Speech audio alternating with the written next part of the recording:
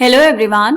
So we are discussing the back exercise questions of the chapter thermodynamics, and today we will discuss question number 10. So here the question is, calculate the enthalpy change on freezing of 1.0 mole of water at 10 degree Celsius to ice at minus 10 degree Celsius. Enthalpy of fusion आपको given है बेटा 6.03 kilojoule पर मोल at 0 degree Celsius. And और क्या given है यहाँ पर बेटा, Cp of H2O liquid is equals to 75.3 joule per mole per kelvin and Cp of H2O solid is equals to 36.8 joule per mole per kelvin. ये जो यहाँ पर गिवन है बेटा Cp, ये क्या है? This is the heat capacity eight constant pressure. अब देखो, आप यहाँ पर जिस प्रोसेस की बात कर रहे हैं वो प्रोसेस कौन सा है बेटा? यहाँ पर बात की जा रही है 1 मोल H2O की, जो है किस में? लिक्विड फेज में. ये जो 1 मोल H2O लिक्विड फेज में है बेटा, इसको आपको चेंज करना है H2O in solid phase. Water को क्या करना है? फ्रीज करना है आइस में. टेम्परेचर दोनों का गिवन है बेटा. जो लिक्विड वाटर है वो है आपके पास at the temperature of 10 degree Celsius and ice आपको लेके जानी है बेटा at a temperature of minus 10 degree Celsius. अब देखो क्या करेंगे. ये जो प्रोसेस हो रहा है बेटा, ये प्रोसेस होगा 3 स्टेप्स में. ऐसे वाला क्वेश्चन हम ऑलरेडी एक प्रॉब्लम एग्जाम्पल में सॉल्व कर चुके हैं. ऐसा क्यों बेटा? क्योंकि जब भी आप फेज ट्रांसफॉर्मेशन की बात करते हैं तो वहां पर कभी भी टेम्परेचर चेंज नहीं होता. क्यों नहीं होता? क्योंकि आप जितनी हीट सप्लाई कर रहे होते हैं वो सारी की सारी हीट यूज अप हो जाती है किसमें? फेज चेंज करने में. ठीक है, और इस वजह से टेम्परेचर चेंज नहीं होता. तो यहां पर हम क्या करेंगे बेटा, इस प्रोसेस को लिखेंगे 3 स्टेप्स में और उसके बाद हर एक स्टेप के लिए हम कैलकुलेट करेंगे एंथैल्पी की वैल्यू एंड फिर उसके बाद हम अप्लाई करेंगे बेटा Hess law of constant heat summation. बात समझ आई? तो यहां पर स्टेप्स लिखेंगे बेटा. फर्स्ट स्टेप में क्या होगा? देखो, आपके पास ये है H2O इन लिक्विड फेज. ये किस पे है बेटा? ये है eight a temperature of 10 degree Celsius. इसको हमें लेके जाना है किस में? आइस में. तो पहले क्या करना पड़ेगा? पहले इसका जो टेम्परेचर है 10 डिग्री सेल्सियस उसको लेके जाना पड़ेगा 0 डिग्री सेल्सियस पर. तो ये हो जाएगा बेटा H2O. अभी फेज चेंज नहीं हुआ, लिक्विड फेज में ही रहेगा, लेकिन टेम्परेचर क्या किया? टेम्परेचर हो गया है 0 डिग्री सेल्सियस. राइट. इस प्रोसेस में जो एंथैल्पी चेंज हुआ that is let's say delta H1. Okay. उसके बाद नेक्स्ट स्टेप में क्या होगा बेटा? अब ये जो वाटर आपके पास आया है लिक्विड फेज में 0 डिग्री सेल्सियस पर, इसको हम करेंगे फ्रीज. इसको फ्रीज करने का मतलब क्या हुआ? ये है H2O eight liquid phase, temperature है 0 डिग्री सेल्सियस. यहां से ये चले जाएगा बेटा H2O इन सॉलिड फेज. लेकिन क्योंकि यहां पर फेज चेंज हो रहा है इसलिए टेम्परेचर में कोई चेंज नहीं आएगा. ये होगा एट 0 डिग्री सेल्सियस. ठीक है. यहां पर जो एंथैल्पी चेंज हुआ बेटा उसको हम लिखेंगे डेल्टा H2 एंड ये प्रोसेस कौन सा है? ये प्रोसेस होगा फ्रीजिंग का प्रोसेस. राइट. उसके बाद है बेटा थर्ड स्टेप. थर्ड स्टेप में क्या करना है आपको? देखो, थर्ड स्टेप में ये जो है आपके पास H2O सॉलिड, इसका टेम्परेचर है बेटा 0 डिग्री सेल्सियस. आपको आइस फॉर्म करनी है eight a temperature of minus 10 degree Celsius. तो अब क्या करेंगे? इसका टेम्परेचर और कम कर देंगे और ये आइस जो है मतलब H2O इन सॉलिड फेज, ये आना चाहिए माइनस 10 डिग्री सेल्सियस पर. यहां पर जो एंथैल्पी का चेंज आया वो हो गया बेटा डेल्टा H3. अब आपको क्या करना है? यहां पर कैलकुलेट करनी है delta H1, delta H2 and delta H3 की वैल्यू. ठीक है. देखो बेटा, अगर हम यहां पर बात करें कि इसमें हम हेस लॉ कैसे लगाने वाले हैं, तो क्या करेंगे? इन तीनों स्टेप्स को एक ही तरह से लिख लेंगे, एक ही रिएक्शन में लिख लेंगे. कैसे लिख पाएंगे? देखो, ये था आपके पास H2O लिक्विड, यहां से H2O सॉलिड आपको जाना है. टेम्परेचर क्या होना चाहिए? इसका टेम्परेचर है 10 डिग्री सेल्सियस और इसका टेम्परेचर है बेटा माइनस 10 डिग्री सेल्सियस. तो पहले क्या किया? यहां से हमने इसको किया H2O in liquid phase, temperature कम किया, टेम्परेचर हो गया 0 डिग्री सेल्सियस. इसमें जो एंथैल्पी का चेंज आया वो एंथैल्पी चेंज है बेटा डेल्टा H1.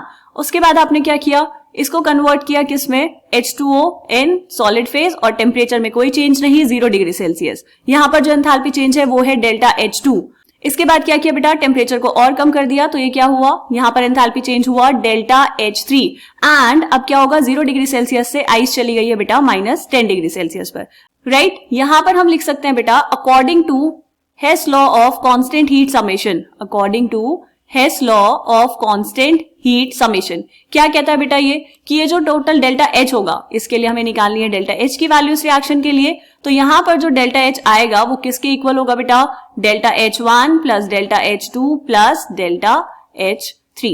ठीक है. आपको क्या करना है? आपको ये delta H1, delta H2 and delta H3 की वैल्यू कैलकुलेट करनी है. वो हम देखेंगे कि कैसे कैलकुलेट करते हैं. ठीक है. चलो नेक्स्ट पेज पे लिख लेंगे बेटा इसको.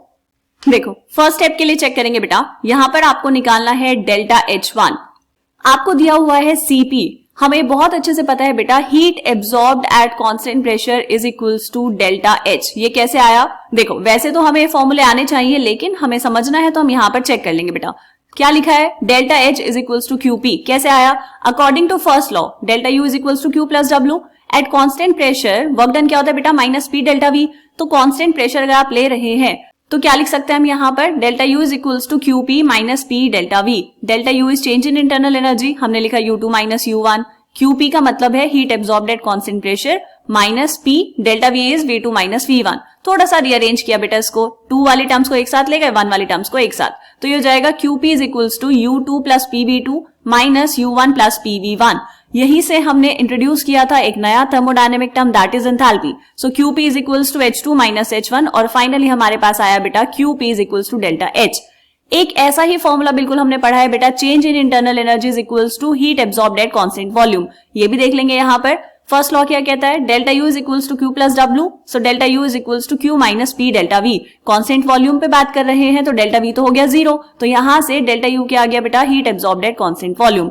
हमें अभी सिर्फ ये वाले फॉर्मूले की जरूरत है तो हम यही यूज करेंगे। तो यहाँ पर आ जाएंगे वापस अपने क्वेश्चन पर। क्या है बेटा? डेल्टा H1 आपको कैलकुलेट करना है और डेल्टा H1 हो जाएगा QP।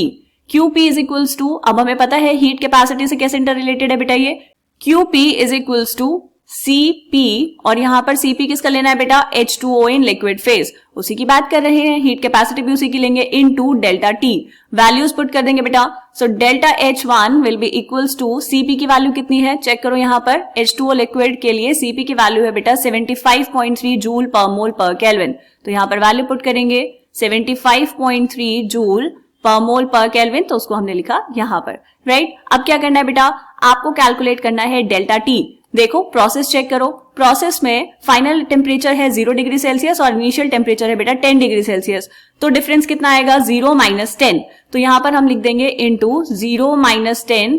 डिग्री सेल्सियस भी ले सकते हैं बेटा, और डिफरेंस तो हमेशा सेम रहता है, तो आप इसको केल्विन में लेंगे तो भी डिफरेंस सेम ही आएगा। ऐसा क्यों? देखो अगर आपके पास कोई सैंपल है 10 डिग्री सेल्सियस पर, आप उसको ले गए 20 डिग्री सेल्सियस, डिफरेंस कितना? Difference is 20 minus 10 is equals to 10, right, 10 degree Celsius. अगर मैं इसको टेम्परेचर को कन्वर्ट करूं बेटा केल्विन में, तो ये कितना हो जाएगा? 273 plus 10 is 283 and 273 plus 20 is 293 kelvin.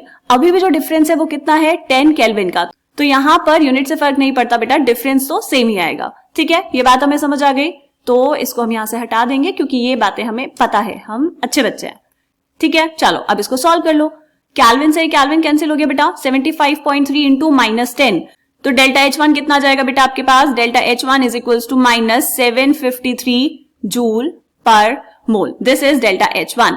ठीक है, आप चाहें तो उसको साइड में कर सकते हैं ताकि यहां पर आपको किसी भी तरह का कोई कंफ्यूजन ना हो। So delta H1 is equals to 753 joule per mole. Delta H1 की वैल्यू आपके पास आ गई है। अब हमें क्या कैलकुलेट करना है बेटा? Delta H2। देखो ध्यान से बेटा, ये वाला प्रोसेस है प्रोसेस ऑफ फ्रीजिंग। किसका उल्टा है, किसका रिवर्स है? फ्यूजन का। फ्यूजन में क्या करते हैं बेटा? सॉलिड को मेल्ट करते हैं और लिक्विड स्टेट में ले जाते हैं। यहाँ पे हम फ्यूजन की बात क्यों कर रहे हैं? क्योंकि क्वेश्चन में आपको गिवन है एंथैल्पी ऑफ फ्यूजन। तो यहाँ पर ये जो डेल्टा H2 की वैल्यू है बेटा, क्या मैं इसको लिख सकती हूँ negative of enthalpy of fusion? और एंथैल्पी ऑफ फ्यूजन किसका गिवन है बेटा? सॉलिड वाटर का, तो ये हो जाएगा H2O इन सॉलिड फेज। ठीक है, यहाँ पे इसकी वैल्यू कितनी है? Delta H2 is equals to, ये तो क्वेश्चन में गिवन है, माइनस आपने लगाया और वैल्यू है 6.03 किलो जूल पर मोल। ठीक है बेटा, बात समझ आई? ओके, यहां से हमने इसको कैसे लिखा? H2O सॉलिड से जब जाएगा H2O लिक्विड, तो यहां पर क्या हो रहा है बेटा? फ्यूजन, और इसी का रिवर्स है, H2O लिक्विड से आप गए H2O सॉलिड, ये क्या हो रहा है? This is the process of freezing. तो एंथैल्पी इसका साइन क्या हो जाएगा? उल्टा हो जाएगा। ठीक, बात समझ आ गई। अब देखो थर्ड स्टेप के लिए, थर्ड स्टेप में कैसे सॉल्व करना है बेटा? यहां पर हम करेंगे delta H3। Delta H3 is equals to QP लिख सकते हैं, कांस्टेंट प्रेशर पर हम बात कर रहे हैं, is equals to CP H2O in solid phase. बिल्कुल वैसा है बेटा जैसा फर्स्ट स्टेप में कैलकुलेट किया। तो कितना आएगा? Delta H3 is equals to CP की वैल्यू कितनी बेटा? 36.8 joule per mole per kelvin into delta T कितना? -10 -0, तो डेल्टा T आ जाएगा आपके पास -10 -0 and this is kelvin. Unit से यूनिट सॉल्व, केल्विन से केल्विन कैंसिल, तो कितना बचा यहाँ पे? Delta H3 will be equals to 36.8 into -10, तो ये हो जाएगा बेटा -368 जूल पर मोल। तो यहां पर आपने डेल्टा H1 की वैल्यू निकाल दी, डेल्टा H2 की वैल्यू निकाल दी एंड डेल्टा H3 की वैल्यू भी कैलकुलेट कर दी है। ठीक है बेटा, अब यहां पर हम ध्यान देंगे कि डेल्टा H1 और डेल्टा H3 की जो यूनिट है वो है जूल पर मोल और डेल्टा H2 की यूनिट कितनी है बेटा 6.03 किलो जूल पर मोल, तो हमें यूनिट सेम करनी पड़ेगी। ठीक है, तो आप चाहें तो यहीं पर कर सकते हैं, अदरवाइज हम यहां पर लिख लेंगे। ठीक है बेटा, वैल्यूज पुट कर लो। फर्स्ट स्टेप के लिए डेल्टा H1 हमने कितना कैलकुलेट किया, delta H1 is equals to -753 joule per mole, इसको किलो जूल में कन्वर्ट करना है तो डिवाइड करेंगे 1000 से, so delta H1 is equals to -0.753 kilo joule per mole. ठीक है बेटा, डेल्टा H2 की वैल्यू कितनी, delta H2 is equals to -6.03 kilo joule per mole and delta H3 की वैल्यू कितनी आई बेटा, delta H3 is equals to -36.8 joule per mole, तो हम इसको किलो जूल पर मोल में कन्वर्ट करेंगे तो कितना हो जाएगा बेटा -0.0368 किलो जूल पर मोल। ये आ गई आपके पास delta H1, delta H2 and delta H3 की वैल्यू।